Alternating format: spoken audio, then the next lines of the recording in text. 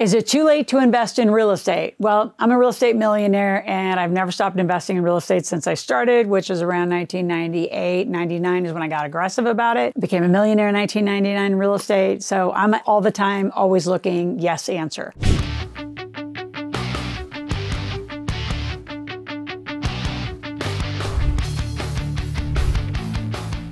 Specifically in this video, I want to talk about understanding the difference between real estate investing and real estate as a business. Because most people say, oh, I'm in real estate. Well, I'm in real estate too, but I'm an investor. I don't do the business of it anymore. Meaning I'm on the street. I'm the one dealing with tenants. I'm the one dealing with TIs, with tenant improvements. For those of you new to this talk track, I'm not dealing with any of those. Don't want to, been there, done that. Love the people who do it for me and great partners who do it. Second thing I want to talk about is the strategies in this market to yield the best results. And then last, what are the common misperceptions and the reasons why most people stand back from real estate and say, oh my gosh, I can't get involved. Big mistake. And it's a big mistake from a tax perspective. So I'm going to make a note because I want to bring in the whole tax structure and the depreciation schedule of real estate. And a lot of people don't talk enough about that. And if you're going to get in this space, you better have a good tax strategist, not just a basic CPA, and you do not do your own taxes because you don't know how to book even a real estate transaction. One real estate transaction, and cash flow probably could teach it the best, is one transaction affects your P&L and your balance sheet, which is your assets, liability, it's your income and your expenses. It affects everything. And if you don't know how to book all those categories, oh, and then by the way, if you don't have cash flow, you're not winning, you don't know how to do it. So don't you do it. Don't let H&R Block do it. You get a tax strategist. Have to put a huge plug in for that because I see too many of you just blowing it. You do the right thing to invest and then you blow it on the tax side. So do more on that lesson at the end of the video. But let's talk about what Forbes is saying right now about is it too late to invest in real estate? And I want to actually read it to you because I think it's interesting. Perspective. I think all these media things are all perspective. I don't think the internet, I call it the bathroom wall because anybody can write anything. I don't think any of it's validated by anyone. Everybody just writes what they want to write about. Forbes says it's persistent unaffordability. 2024 housing market is expected to remain challenging for many, especially first home buyers, due to high mortgage interest rates, elevated home prices, and historically low housing stock. Interesting. Of course, Forbes would say that because they're stock driven. My son closes on his first time home buyer, I mean, without me and our investment properties, and he is buying and he's getting a great rate and he's got a great loan. And so I just gonna knock that one off the list. That's an interesting perspective. My son's doing it. I'm excited about what he's doing. I think he's doing the right thing. And he's in Nashville, Tennessee, by the way, that market. Moderate price increases. Home prices are predicted to rise at a slower pace in 2024. Well, duh. Everything is growing at a small pace with variations depending on the regional market supplies. A flat stretch is anticipated, indicating stabilization rather than significant drop or increased prices. What do y'all think about that? You know what? Let's have some fun commentary. Put some comments in. What are y'all thinking about this? You kind of know my tone already, so I kind of blew my tone of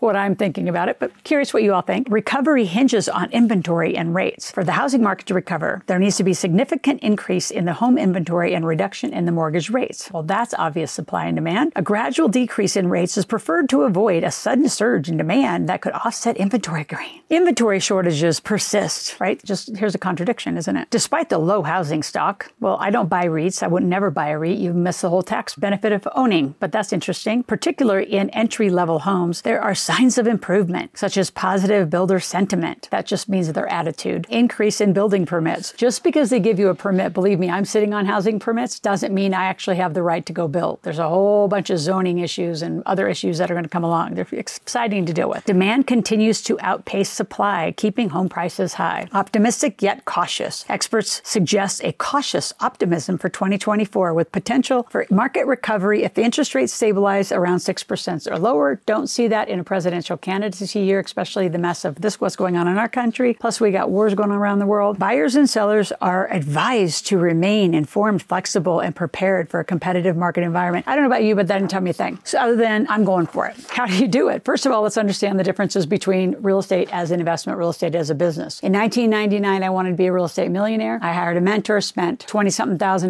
for a one-year program. He said, meet me in Oklahoma City. I did. We moved down to Norman, Oklahoma, and Oklahoma became my millionaire market. Just came off the cusp of being the master distributor for the cash flow game. So I had a huge database, and my mentor at that time that I had just hired, he knew how to raise capital. So I said, here's my database. Tell me what to do. I got the people. They bought books and games. I don't know what to do otherwise. So teach me or do it. So we did. Anyway, long story, we bought hundreds and hundreds of doors, $16 million of apartments we bought. And we did it in a 6-month period, which created the cash flow flow, which created me a millionaire in net worth. I did not get 50% of the deal because I was the baby on the team with a mentoring group of people who were all contributing to this large portfolio we built. So that's the real estate business, right? That was being in the business. And then I stayed in the business. I started doing real estate tours. I brought people to Oklahoma to show them what we did. I brought people to construction, programs. We went up to Kansas, went to Oklahoma, went to Arkansas, went to New Jersey. I was in 29 states by 2005. By 2006, grace of God, because I had this little company, McGraw-Hill, come along and say, hey, in 2005, would you like to write about how you're making millionaires? I said, well, I'm doing it all in real estate for the most part. I mean, yeah, I know how to write some books and I know some content, but I'm really just a real estate and a business owner, an investor. So mostly I'm a business owner because I was driving the business. Now I'm an investor. So I sold out in 2006 so I could go focus on this kind of a career, which is books, author, speaking, all of this stuff that I've been doing. And then I started shifting. I did not sell off the whole portfolio, but I right-sized the portfolio, paid the investors all back. Everybody was happy and whole, and we continued. So now I'm an investor. I don't want to be on the front line. I don't want to be at the commissioner meetings. I don't want to be doing some of that. Do I do it in other markets? Like I'm in the legal cannabis space. I do those. I'm on the front line of the business. So you have to start understanding investments versus business. And a lot of you don't get the difference, and it's a huge difference. From a tax strategy perspective, it's a huge difference. Your ability to do deductions is a huge difference, and how you corporately are structured is a big difference. An investor would typically have most of their investments in LPs or LLCs. If you're going to run the business, you have them to hold the asset, and you have S Corps, and you have C Corps, and you have a lot more. It's a way bigger organization. Know the difference. So if you're going to get in, are you just out here listening to me as a first-time home buyer, or are you in to be an investor? Meaning you're going to put in money. You might put in, like I put in some brains too. I put in usually money and brains and connections, but I don't do the work. I'm not going to go find the property. I'm not even going to fly. Most of the apartments I own right now, I've never seen them. I don't need to see them. I trust the numbers. I trust my partners. I call them field partners. So I don't invest with strangers. I invest with people that I've known for a very long time.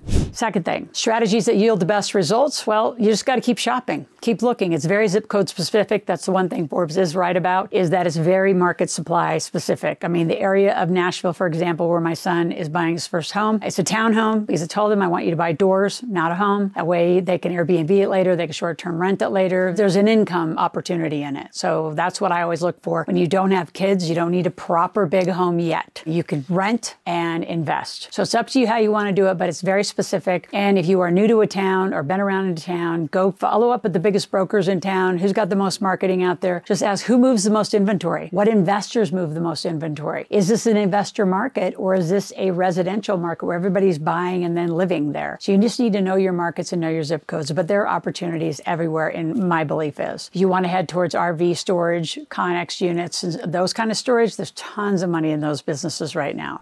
Before I go to my last point, I want you to subscribe to my channel if you're not here already. I've got a lot more to say. You're going to see a whole phase of real estate conversations coming up. If there's something that I'm not talking about, you want me to talk about, go to the comment section and again, put it in. But click that notification button. I want you here 5 days a week, and grab a learning journal. It's in my description below, and start taking some notes. I have an amazing 8-hour program called Real Estate is Leverage, and how I did it as a business, and then a little bit how I transitioned and then to being a real estate investor, which is what I am today. Now, the last point are all the misconceptions about it and why people stand back, because stock portfolios are easy. I know people in blockchain that would rather do blockchain than own a hard asset. I think you should own both and have a very diverse portfolio, but that's up to you. You don't need a license. A lot of you think you need to become an agent or a broker to do this. I've never been an agent. I've never been a broker. I've never worked in title. I've never done any of those things. And the funniest thing and the biggest caution I'm going to say, because it's a huge misconception, is you watching HGTV and TV shows. So they've been busted before by having, we're going to build a whole home on a lot. And the truth is it's in a Hollywood lot being covered and being built, and the whole thing has been staged. So TV's TV. Dr. Phil told me the best when I said, I'm an educator, not an entertainer. Even though I think I'm entertaining and funny, I care about the education. I want you to get this in your head, and I want you to get it in your behavior. So TV is all scripted. It has to be scripted. It is scripted for your entertainment. Believe it, The Bachelor, The Bachelorette, The Survivor. I mean, all of it's scripted. It's hysterical. I think it's all humorous that you all buy in hook, line, and sinker and think it's fabulous. So just be real. Who do you want to be? What do you have the capacity to do? How much do you want to be engaged would be my biggest one. And like I said at the beginning, make sure if you are an investor or a business owner, you get a tax strategist. If you need any help, go to askloral.com, ASKLOREL. Ask a question, make a request. We are here 5 days a week. Talk to you tomorrow.